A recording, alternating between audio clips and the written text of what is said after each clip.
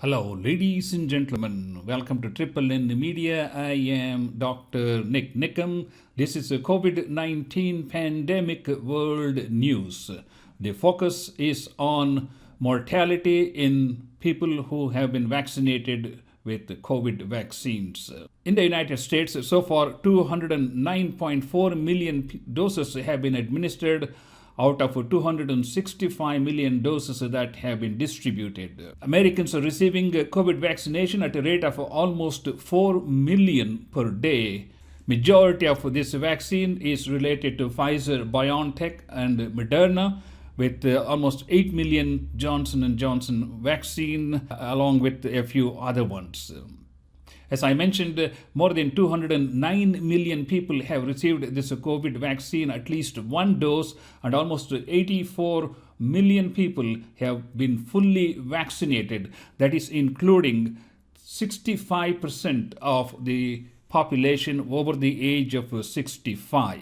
25% of the entire US population has now received 2 doses of vaccine. At this rate of vaccination, it is expected that by end of June, most of the people in United States should be fully vaccinated for COVID-19 infection. None of the vaccines are 100% proof against an infection. Even mumps vaccine provides only 95% protection. But that should be enough to curb any sort of a pandemic response. Let us take a look at real numbers as far as COVID vaccine is concerned. The COVID vaccine started on December 14, 2020, and after 4 months, 208 or 9 million people have already received at least one dose of a COVID vaccine, and we just saw more than 80 million people have received both doses. The total number of people who have tested positive for COVID-19 infection after receiving vaccination is 5,800 or 0.008%, out of which 396 people have been hospitalized, 1/3 of them for non-COVID related problems like heart, lungs, kidneys, any other issues. Only 7% of the people who were infected needed hospitalization. Out of the 5,800 people who tested positive for COVID-19, 74 people have died, 9 of which were non-COVID related. So in other words, 65 people actually died from COVID related complications. So the mortality comes down to less than 1 per million people who have been vaccinated. Let me repeat, the mortality is less than 1 per million people who have been vaccinated.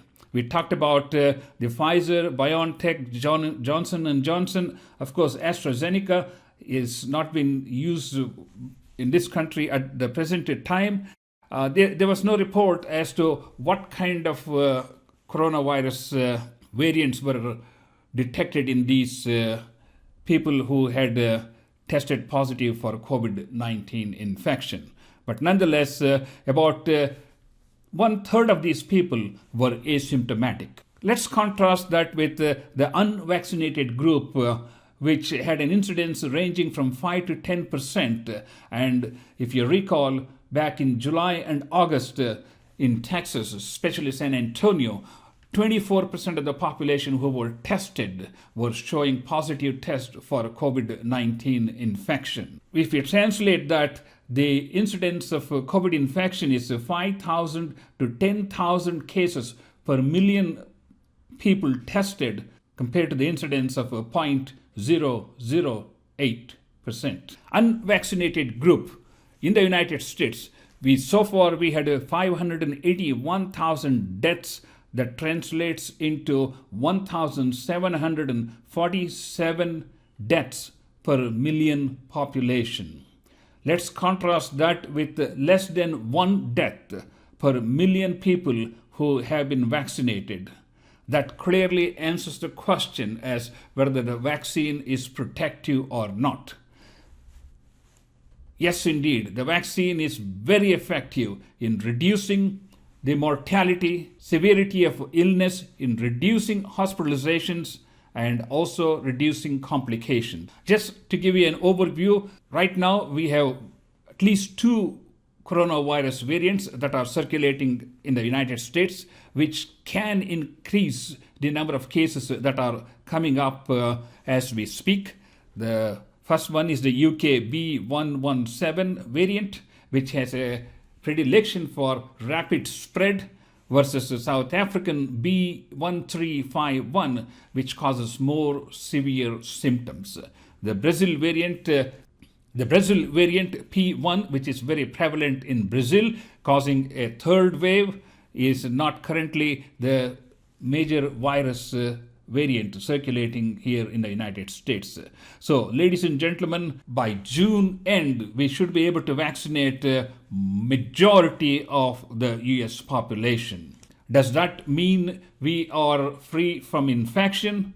Certainly not. There's always a chance of getting infection even with vaccination because of one, there are coronavirus variants. Number two, because the vaccines are only 94 to 95% effective in preventing coronavirus infection. If you would like to report any type of morbidity or mortality as far as COVID vaccine related population is concerned, here are some of the documents that you can get from CDC and report the data to the CDC. So, ladies and gentlemen, in conclusion, we know vaccine is highly effective in reducing the incidence of COVID infection, reducing the severity of the disease, reducing hospitalizations, and reducing mortality. But it is not 100%. We need to prevent the spread of coronavirus. So we need to stay safe so we don't get infected with a coronavirus variant. So let us do our part in protecting ourselves and people around us while we get through this deadly pandemic.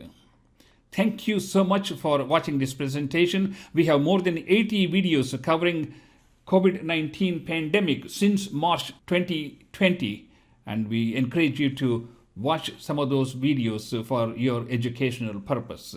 And please do subscribe to our channel, and we will see you next time.